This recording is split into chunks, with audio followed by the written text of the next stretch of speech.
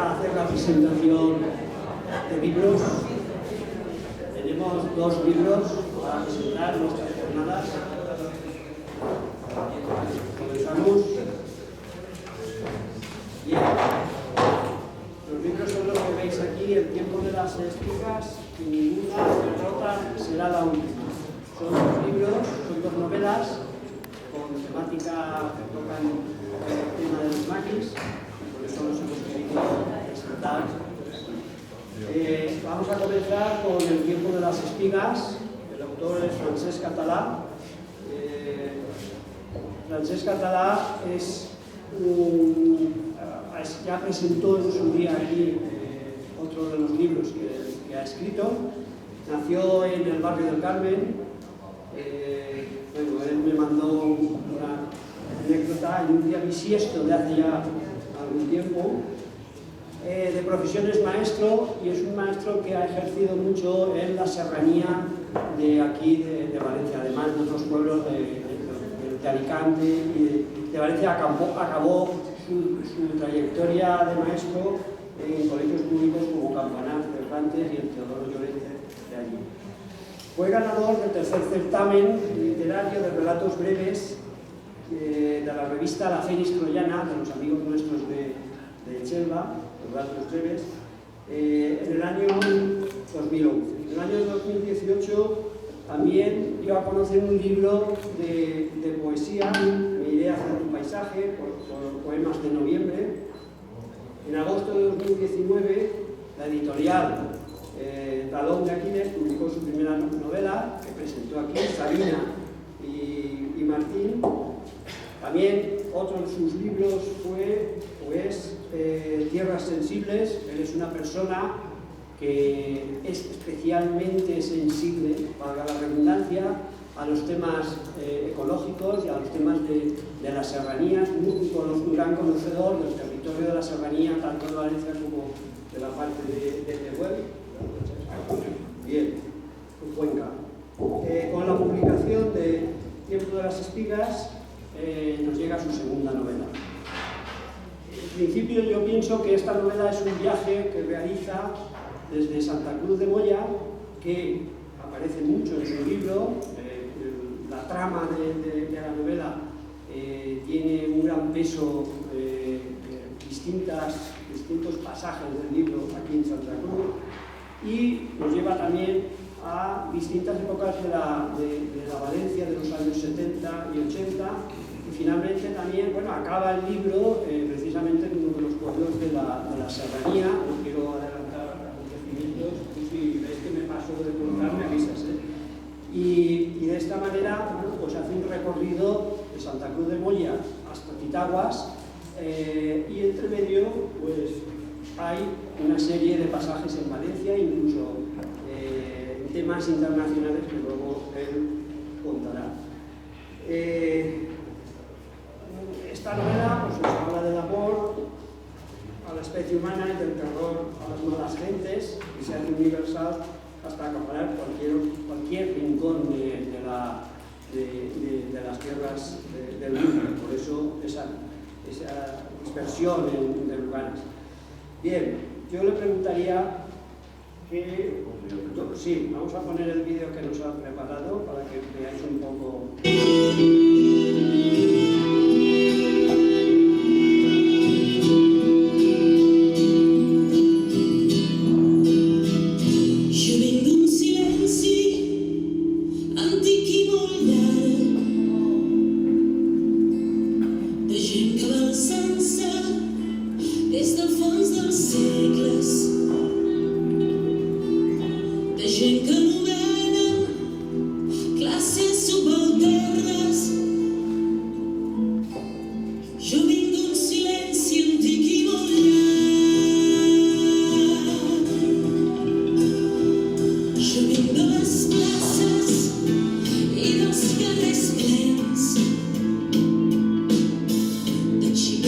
Que juguen i de vents que es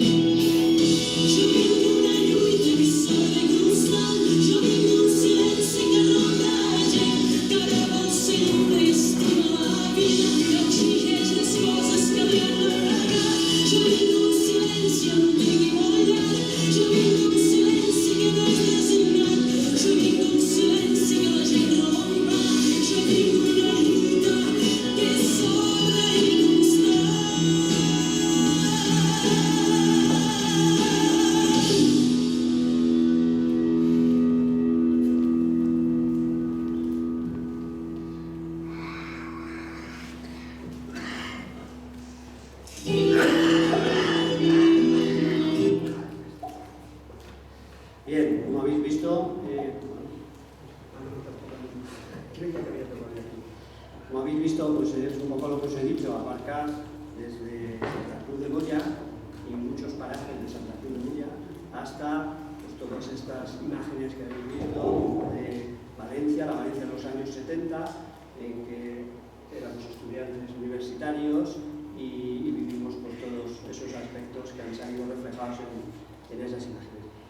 Bien, dos preguntas solamente, como haré luego a Ignacio.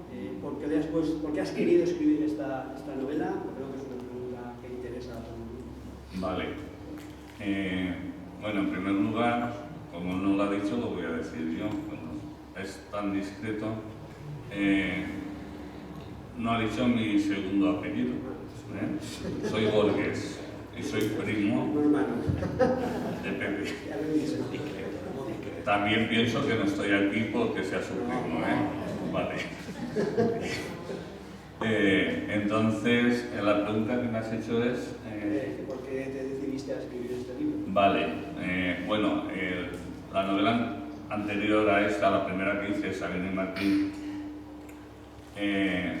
transcurría sobre todo en la zona de Teruel, de la zona de Tormón, de Zavaloyas, Camarena, y luego una parte de ella también en la parte de Beranjeve, de Valencia. Entonces, yo todos, como ha dicho él antes, la serranía, yo aunque nací en Valencia, soy un enamorado de la serranía, fui maestro los primeros años allí, y entonces siempre me llamó la atención y particularmente el tema del maquis también. Entonces, mi primera novela la entronco en una novela de maquis y de amor, por eso se llama Sabina y Martín.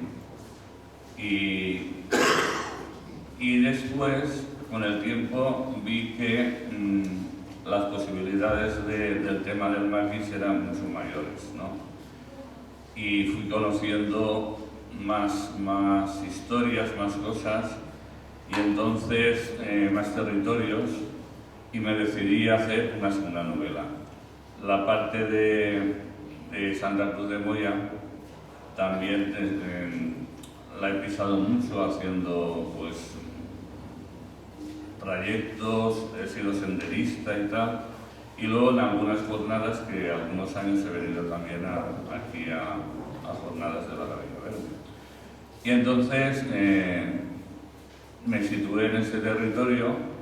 Estuve yo de maestro en Aras, de los Olmos también, entonces muy cercano aquí, y decidí poner en valor el tema de empezar la novela poniendo en valor el tema de Cerro Moreno y la matanza de los maquis. Y a partir de ahí ya se expande una historia que comienza precisamente por la zona del Molino de Orchoba, siendo protagonista en la novela una pastora, y a partir de ahí pues ya empiezo a lucurar. Es una novela, todos los personajes son ficticios, pero pienso que podía ser reales. O sea, lo que ocurre en la novela podía haber ocurrido en la realidad perfectamente. Muy bien. Y luego la segunda cuestión es el título. Explícanos un título. El título te lo voy a explicar leyendo un pequeño párrafo de uno de los capítulos que tengo aquí.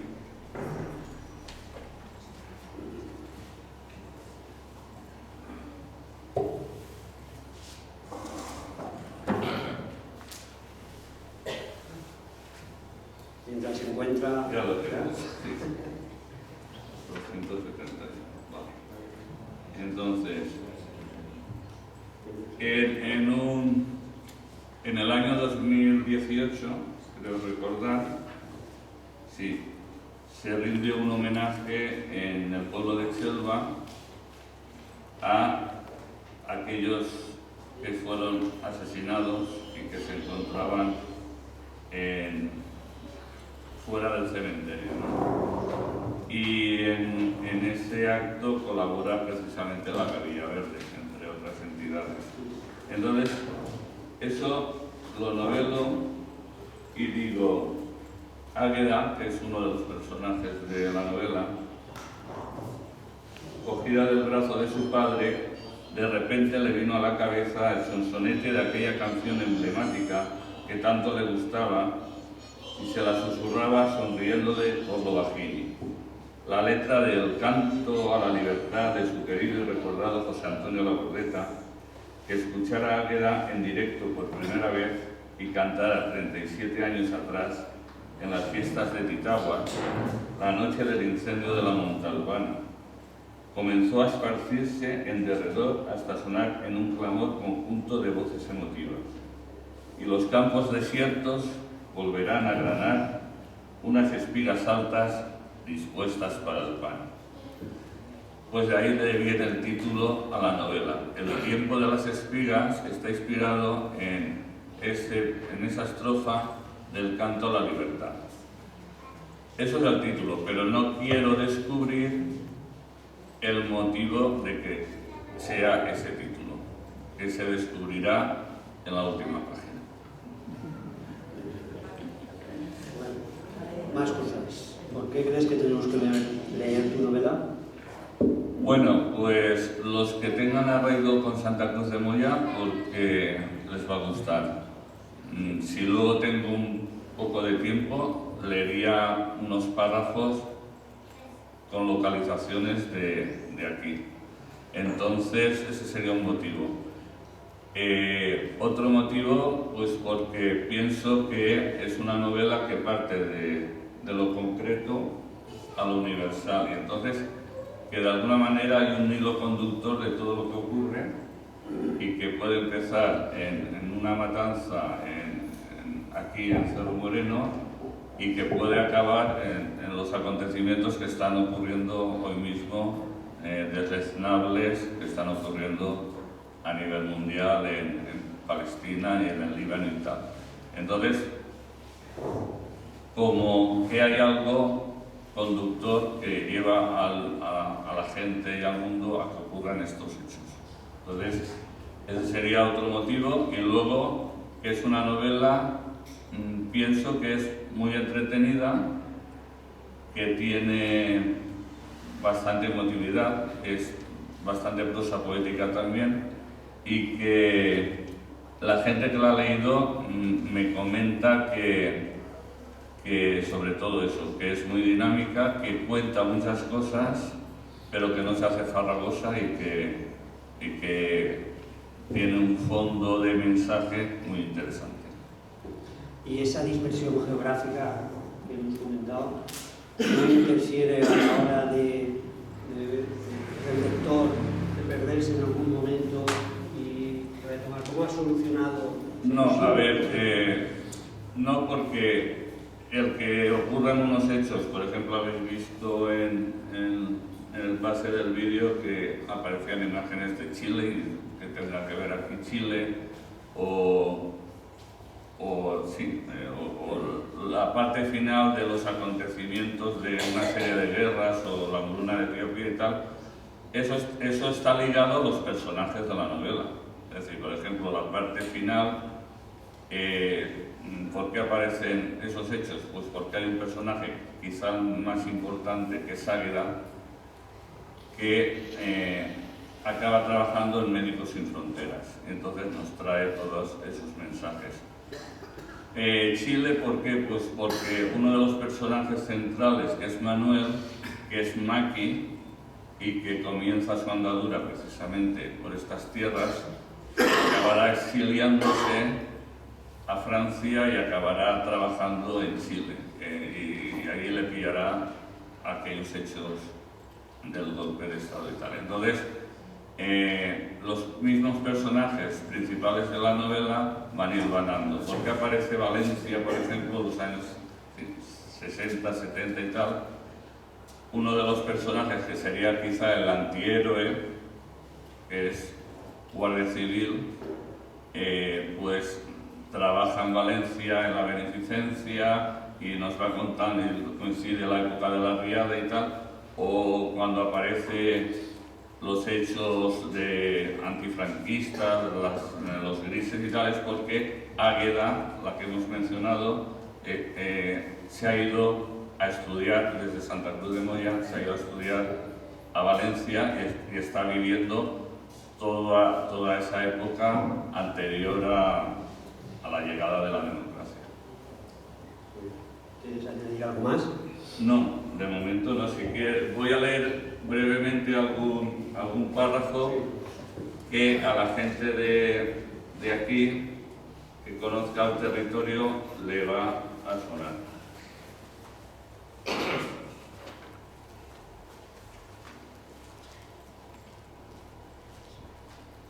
Amanda llegó un amanecer a los Rentos de Ochoa, salida de no se sabe dónde. De entrada se cobijó en algunos de los chamizos y corrales que circundaban aquellos parajes con su pequeña cabrada. Subsistía vendiendo los purísimos quesos que amasaba y que adquirieron en poco tiempo la fama y el rango de la excelencia. A Amanda le gustaba subirse a pasturar las cabras y solaparse por los enclaves cercanos a los dominios de las casas quemadas. Cuando hacía el día bueno y el agobiante calor del estío o el gélido frío del invierno, no ejercía de tales. De aquellos parajes se comentaba que en sus cercanías estuvo enclavada la ciudadela y el castillo árabe de Serrella. Otro lugar que apreciaba y mucho para sus correrías era en torno del Pino de la Leu. Desde las lindes de los Rentos de Ochoa, en aquella dirección marcaba el final de sus dominios. Por ejemplo, o vamos a...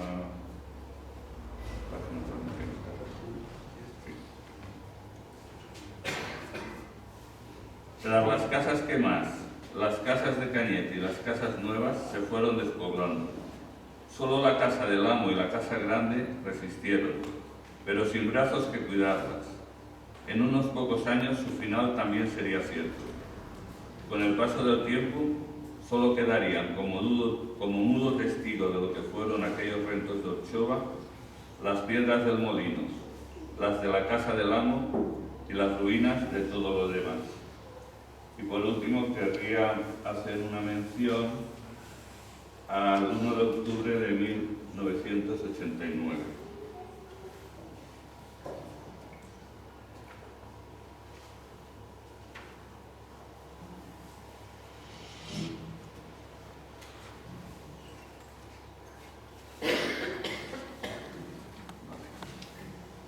El 1 de octubre de 1989, domingo, se proclamó el Día del Guerrillero Español. El 6 de junio de 1991 se inauguró en un emotivo acto el monumento que rinde homenaje a su memoria en Santa Cruz de Moya. Manuel y Amanda participaron, junto a muchos vecinos y otras gentes llegadas desde diversos puntos de España, de aquel hermoso acto. Cogidos de la mano, vidriosas sus miradas, la emoción y la dicha embargaron sus recuerdos. Pues eso sería algunos apuntes, pero hay mucho más. Bien, pues tenemos una idea ya de lo que va este libro. Luego, si al final, si queréis hacerle alguna pregunta a Paco, pues ya procederemos a hacerlo. Pasamos al siguiente libro. Ninguna derrota será la última. Voy a empezar ya preguntándole a Ignacio también lo mismo, ¿por qué este título? ¿Por qué has querido escribir el libro? Bueno, el título, yo pienso que los guerrilleros perdieron 3 guerras. La primera guerra que perdieron fue la guerra civil, obviamente, lo sabemos todos. La segunda guerra que perdieron fue la Segunda Guerra Mundial, porque no olvidemos que los maquis, viene su nombre de maquisard, habían ayudado como guerrilleros en Francia a la liberación aliada,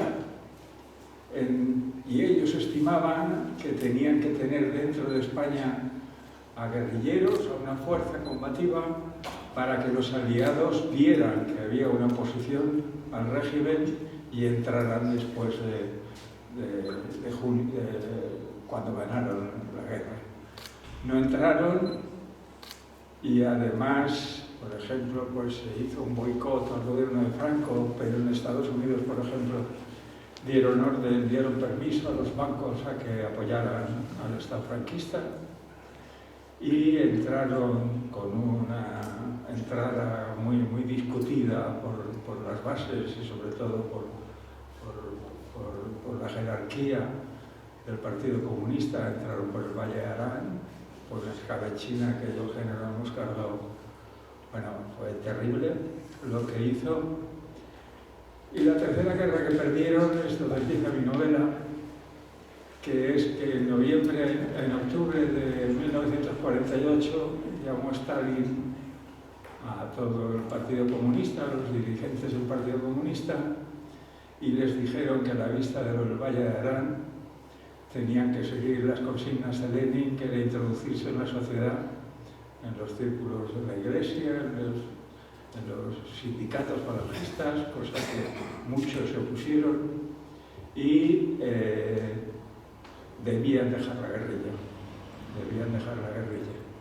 La guerrilla, el Partido Comunista había intentado el apoyo de Tito, del yugoslavo, pero no lo consiguió tampoco, y vinieron a España a evacuar a los guerrilleros.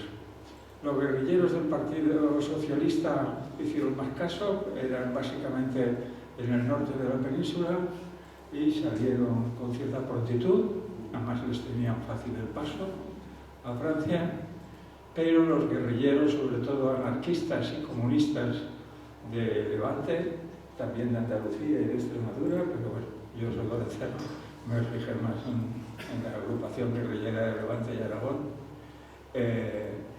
vinieron a que se fueran y hubo una oposición frontal a esta evacuación. La novela voy a leer cómo empieza. La novela empieza, bueno, estoy leyendo lo de atrás para no... Ignacio, te presento. ¿Perdón? Que te presento, porque me he adelantado. Ignacio es un hombre de empresa, es un consultor de empresas, tanto en España como en el extranjero. Ha sido o es docente, ahora no recuerdo si aún sigue siendo docente. Me jubilé el 31 de diciembre. Ha sido docente en universidades españolas, en distintas universidades, y bueno, ha participado en diferentes asociaciones profesionales y en sus juntas directivas, y aún le ha quedado tiempo para desarrollar una carrera literaria que yo creo que es importante resaltar. Ha sido crítico cinematográfico en los cineclubs de Valencia. Nosotros que hemos sido estudiantes y que entonces estaban muy de moda esos cineclubs, hemos disfrutado mucho con las películas que a veces no acabábamos de entender, pero entonces venía un crítico como Ignacio y conseguíamos comprender todo lo que significaba aquella historia. Ha sido colaborador en publicaciones como la cartelera ¿Qué y dónde? Y SIPE, en los semanarios de la Marina y Valencia Semanal.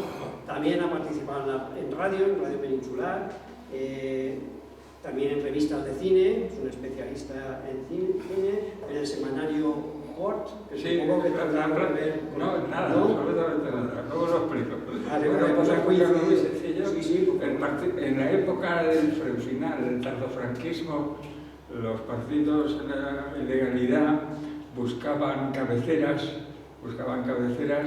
para poder introducirse y dar comunicaciones. Una de las cabeceras más famosas fue la revista Triunfo, que era una revista dedicada al disco, a la música. Lo compró gente de la democracia cristiana, de la socialdemocracia sobre todo, y poco a poco fueron entrando con argumentos cada vez más políticos. Y en Palma de Mallorca, el Partido Socialista de Silles compró la cabecera de una revista local que se llamaba Cort, porque la plaza mayor de Palma de Mallorca se llama la plaza de Cort, y por eso le llamaba así.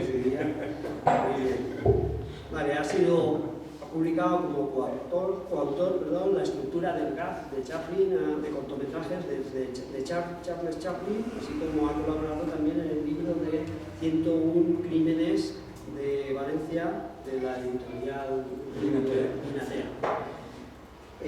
Ha sido socio fundador de una editorial, Edimas, Educación en la Imagen, y ha publicado 3 libros de género negro. Me gusta el género negro. Tiempo muerto, amigos y conocidos, que fue finalista del Premio Zorín en el 2012, y el pasado siempre llega tarde. Bien, él ha explicado un poco lo que es la estructura del libro. El título también se entiende. ¿Y qué te animó a escribir esta novela? Bueno, yo de entrada, la primera vez que oí hablar de los maquis fue en el año 57 o 58.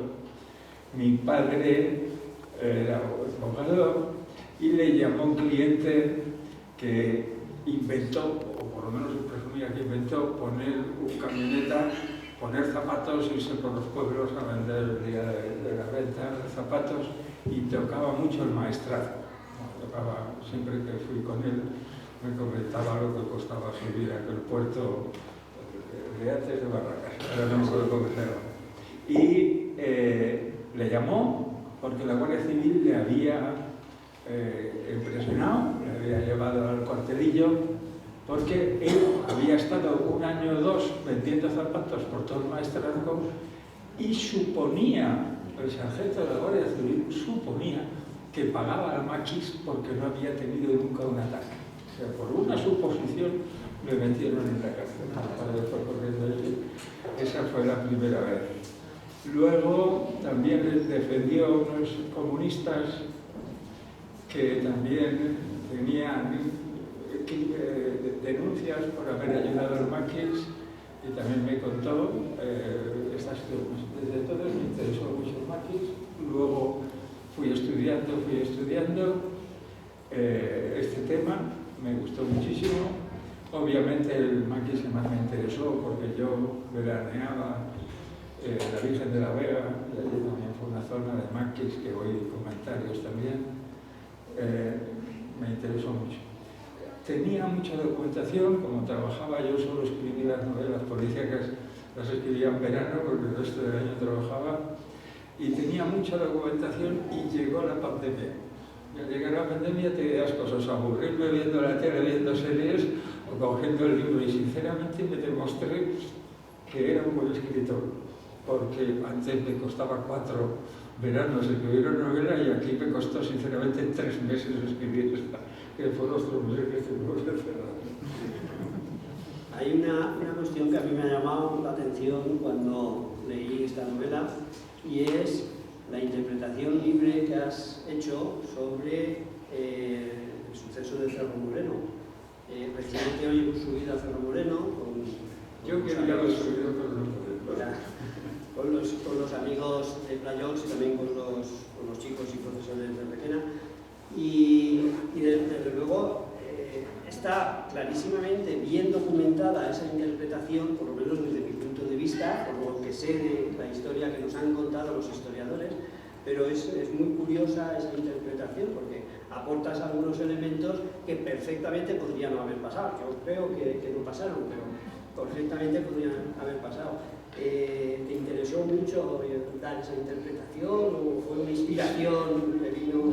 No, sinceramente me apoyé mucho en la Cabella Verde, porque aparte no, para ver. Sí, bueno, eso lo he visto. Bueno, aparte fui buscando muchísimas cosas. He intentado ser riguroso en la documentación, pero totalmente libre también, ¿no? Porque lo he intentado. Sinceramente, empiezo con datos, empiezo el capítulo con datos. La noche del 6 de noviembre de 1949, las comandancias de Cuenca, Valencia y Teruel enviaron cada una de ellas a unos 200 guardias civiles a las inmediaciones de Cerro Moreno. No os digo por si alguien lo lee. Sinceramente, hay un personaje que es histórico, que es el personaje del comandante de la Guardia Civil, un asesino, que de verdad lo conocí. Una vez vino a una reunión de mi casa y vino, se llamaba Isabelino Cáceres, y vino con un blog. Abrió el blog y tenía las fotos de los maquis que había matado, una vez muertos. Como no quería poner ese nombre, pues puse Isabelino, pues me acordé de las guerras carlistas, Isabelinos y Cristinos, y puse, le llamé Cristino. La prima de Cáceres, esta Salamanca, pues se llama Isabelino, Cristino Salamanca. Ese personaje me empató. Mi padre me acuerdo que lo tiró de casa. Lo tiró de casa y le dijo que era una vergüenza con niños pequeños. Era una vergüenza eso, pero además con niños pequeños ya pasaba todas las desvergüenzas. Hay otros personajes que son históricos, obviamente empezamos con el Partido Comunista y con la Pasionaria, que lo es. La persona desaparecida, hay un desaparecido, era un tío mío, que no lo conocí, claro, porque murió en la guerra. Hay otro personaje que es otro tío mío de la otra familia, porque yo tuve una familia donde al acabar la guerra un hijo estaba en prisión por defender las baterías antiaéreas de Valencia, otro hijo estaba desaparecido, un yerno, y el otro hijo era un triunfador. Y sin embargo en esa casa nunca se habló de la guerra, nunca se habló de la guerra. Y por el otro lado, por el lado de mi madre, era gente muy humilde de Madrid, y había perdido un hijo, que también sale en la novela, había perdido un hijo en la defensa de la ciudad universitaria de la ataque franquista. Entonces, estos personajes están reunidos, los metí en el ataque a Cerro Moreno, obviamente, y bueno, le puse mucha imaginación. Y cuando Stalin, en 1948, aconseja a Carrillo, a Pasionaria, que la guerrilla española cese su actividad y se integren en los sindicatos verticales, la estrategia nueva, ¿por qué crees que los comunistas guerrilleros no quisieron, cuando ya estaba todo prácticamente el pescado vendido, no había mucho futuro para su lucha? ¿Por qué crees que los comunistas españoles guerrilleros no quisieron seguir o se resistieron enormemente? Esto es una creencia, ¿no? Los actos no son todos, por ejemplo, una cosa que intento explicar en la novela, que el lector lo entienda, que el lector lo capte, no lo explico explícitamente, obviamente, es que siempre hemos dicho los rebeldes y los republicanos.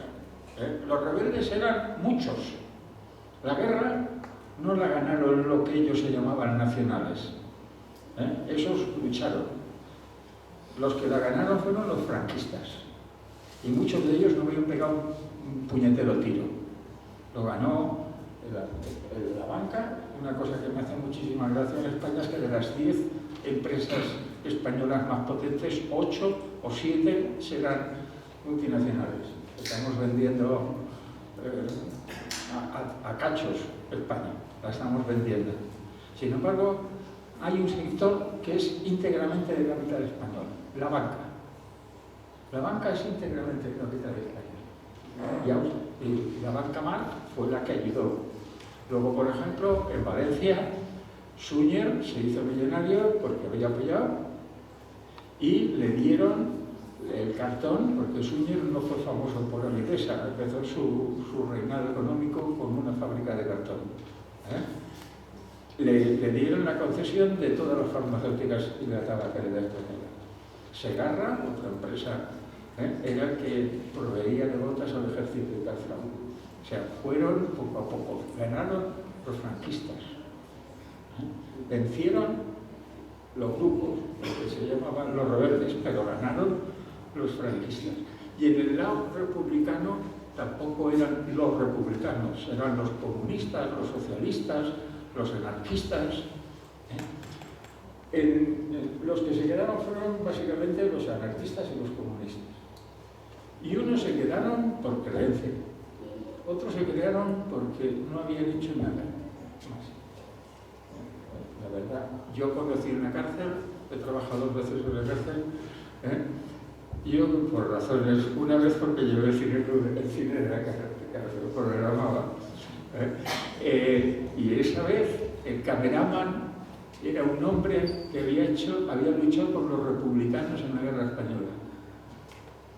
Luego se fue a la División Azul, posiblemente, nunca me lo quiso decir, para congraciarse con el régimen, posiblemente, como hizo García Berlanga, no nos olvidemos. Y cuando llegó aquí, en un pueblecito de Cuenca, una noche se enfadó con la mujer y con la suya y las mató. Ese hombre es que solo sabía de leer, no sabía otra cosa. Yo le pillé ya a los 30 años del suceso y me acordé de una película famosa, me acuerdo que el hombre, el psicólogo de la cárcel que me había contratado para llevarlo al cine, me decía, no quiere irse, tiene miedo de irse de la cárcel. Pero básicamente unos fueron por ideología y otros porque no tenían otra cosa que hacer. Y no recuerdo si has recogido el libro televisado de guerrilleros comunistas, porque como que el Partido Comunista al final de todo los abandonó a su suerte y tuvieron... Sí, hay un capítulo que el guerrillero líder le coge al emisario y le dice ¿Qué has pasado en las poltronas de Moscú? Yo una cosa has dicho que insinuó Stalin y Stalin que insinuaba. Sí.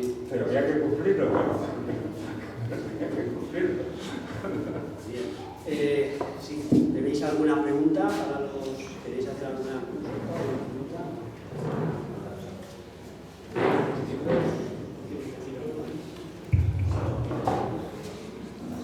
Yo lo único que... Para acabar... perdón. Yo lo único que quiero decir es que espero que mi título sea inconveniente y organizaciones como esta hagan que no se derrote después de muerto la memoria de los guerrilleros, y al final la memoria democrática sea real, en las escuelas se estudie realmente lo que pasó de verdad, y en los libros de texto se lea la historia de España de la real. No creo que eso. Muy bien. Pues bueno, muchas gracias a los dos por habernos traído noticia de sus libros, y a vosotros espero que os haya interesado, y si estáis también interesados en la compra, han traído unos ejemplares. Y nada más, mañana seguimos con las actividades de la Gavilla Verde. A las 11 iniciaremos un paseo por Santa Cruz de Moya, con Teo. El que esté animado a venir, pues se venga aquí a la zona esta de la sede nuestra, y empezaremos las actividades. ¿Vale? Muy bien, muchas gracias.